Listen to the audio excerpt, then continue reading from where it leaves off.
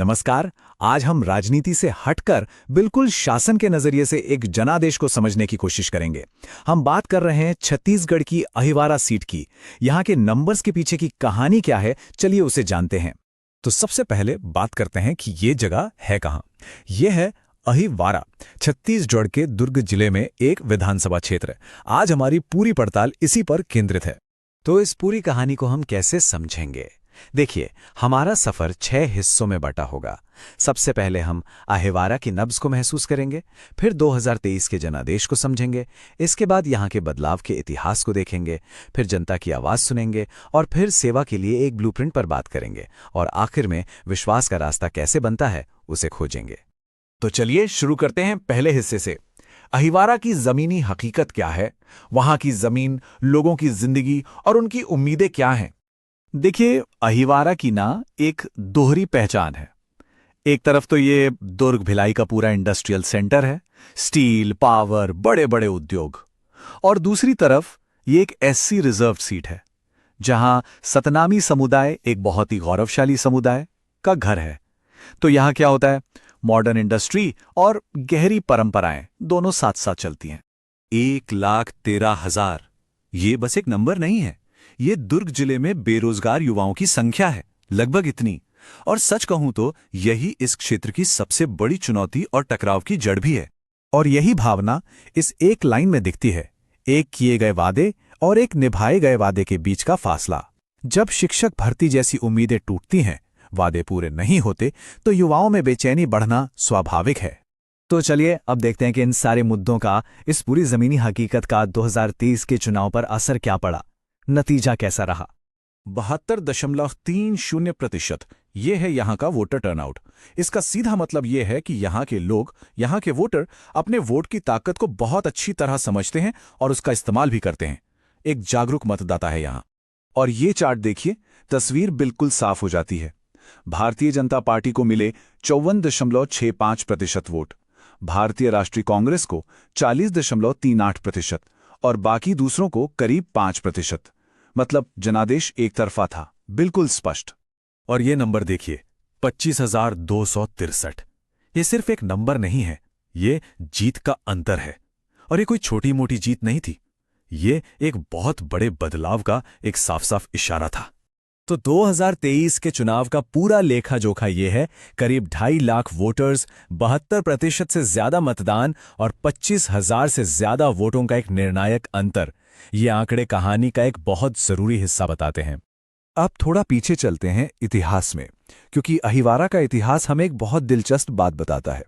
यहाँ के वोटर किसी एक पार्टी से बंधे नहीं हैं, वो काम के आधार पर, परफॉर्मेंस के आधार पर अपना मन बदलते हैं। जरा इस पैटर्न को देखिए, 2008 और 2013 बीजेपी जीती, 2018 में कांग्रेस ने बाजी पलट दी और फिर 2023 में बीजेपी की जबरदस्त वापसी हुई। ये क्या दिखाता है? यही कि ये सीट किसी भी पार्टी का गढ़ नहीं है। और ये बार चार्ट ये बदलाव की पूरी कहानी कहता है। 2018 में सोचिए, कांग्रेस को लगभग 55% वोट मिले थे, जो 2023 में घटकर 40% के आसपास रह गए।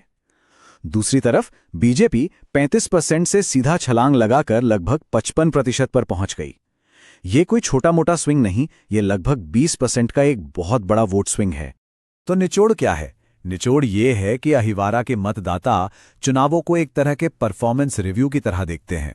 यहां जीत का मतलब सत्ता का परमानेंट लाइसेंस नहीं है, ये तो 5 साल का एक कॉन्ट्रैक्ट है, जो सिर्फ और सिर्फ काम के आधार पर ही रिन्यू होता है।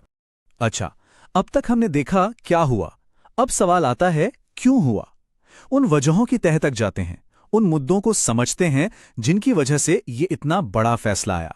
आखिर ये जनादेश बदला तो क्यों बदला? तो लोगों की असल चिंताएं क्या थीं? लिस्ट में सबसे ऊपर सबसे बड़ी चिंता थी बेरोजगारी।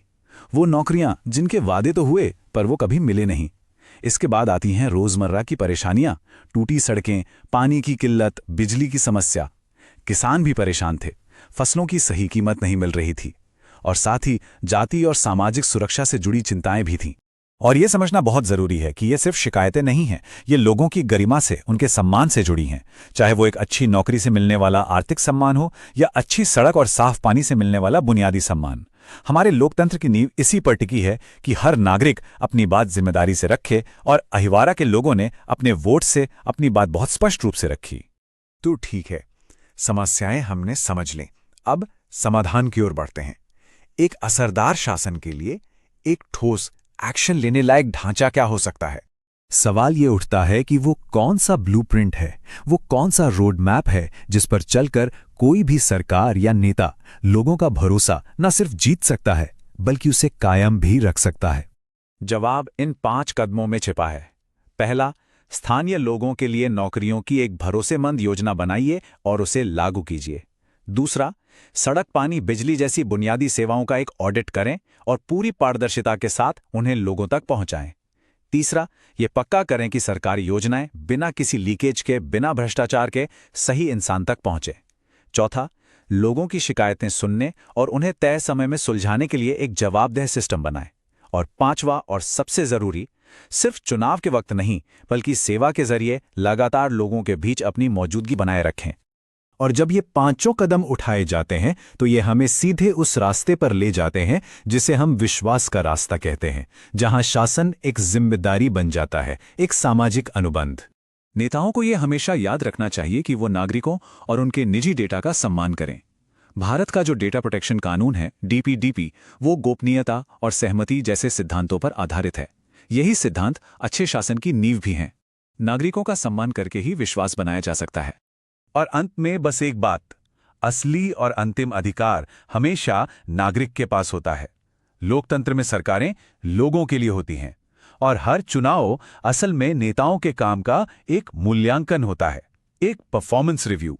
यदि आप एक जन केंद्रित नेता बनना चाहते हैं और अपने निर्वाचन क्षेत्र का उत्थान करना चाहते हैं तो blueprintstrategies.ai से mgr@blueprintstrategies.ai पर संपर्क करें या 800-4204-1602 पर कॉल करें। राजनीति से परे उद्देश्य।